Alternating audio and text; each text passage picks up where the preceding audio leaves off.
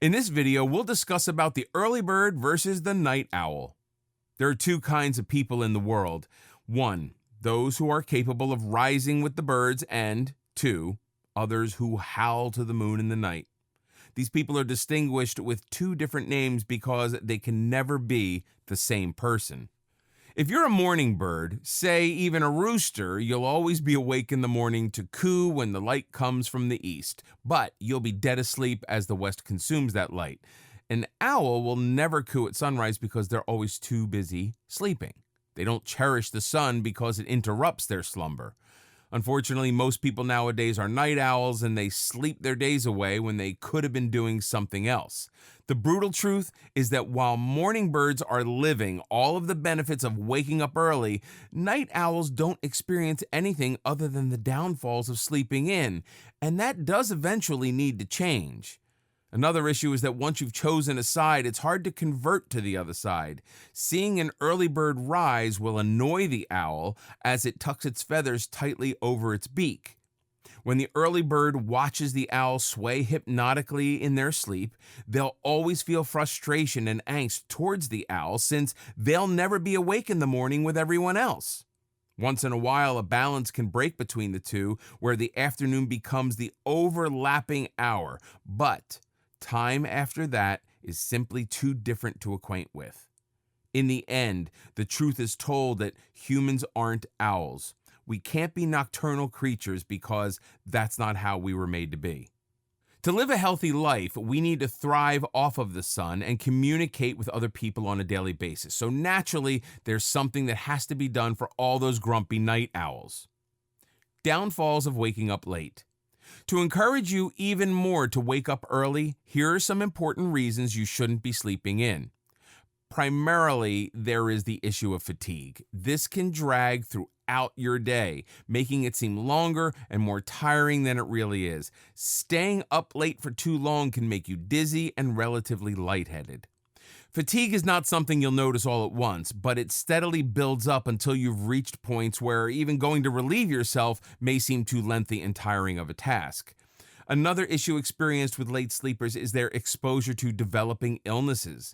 Though sleeping in late has never been the cause of any sicknesses, it has been found to aid in its development and gives out a feeling of overall malaise. Plus, staying up late always brings out the inner pig inside of you. When you stay up late, you crave for heavy junk food for snacking.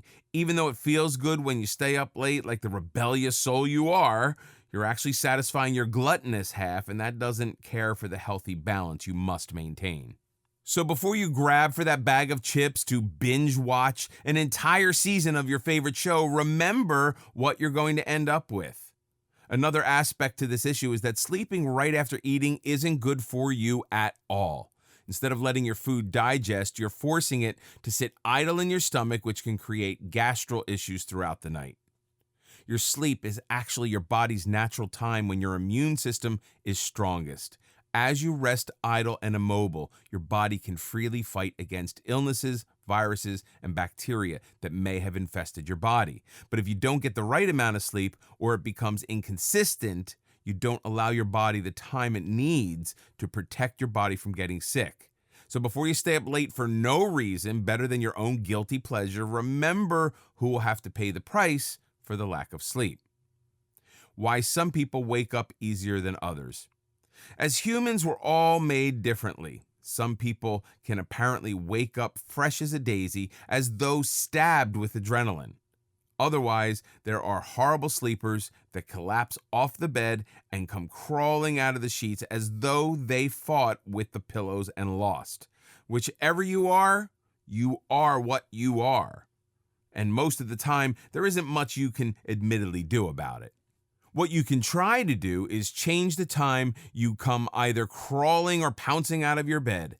Some people fail to sleep on time, get enough of it, or just resort to a more lethargic life than others, which makes them less energetic than most. Whichever it is, if it's affecting your mornings, you might want to change your ways.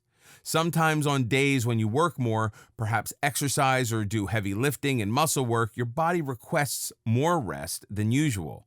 If this builds up faster than your metabolism can handle, you'll probably develop longer sleeping periods than others. Too many things affect the way you sleep. The positions you sleep in are an important factor. If you move around, you'll probably wake up more than someone who sleeps in one position. If you move, you might even topple off once in a while. How you slept as a child also creates a more variable sleep habit. If you were raised in the busy city, you'll probably enjoy the noise of the nighttime city crowd. If not, then the noise will probably rattle your brain beyond comprehension and force you to buy earmuffs. If you need a warm environment, you'll most likely suffer during the winters. Those who prefer the cold side of the bed will most likely hate when the blankets come out to ruin the chilling experience. Then, of course, there are those who are light and heavy sleepers. Light sleepers will wake up to the sound of a pin dropping and then cry in angst as they can't return to their sleep. Those who are heavy sleepers will sleep through their alarm clock and then curse the darn thing when they're late for work. It's all extremely variable, and there is no solid answer to why we all sleep differently. All you can do is try to understand yourself and your personal needs to make your sleep more comfortable and fulfilling so you can wake up as nicely as possible in the morning.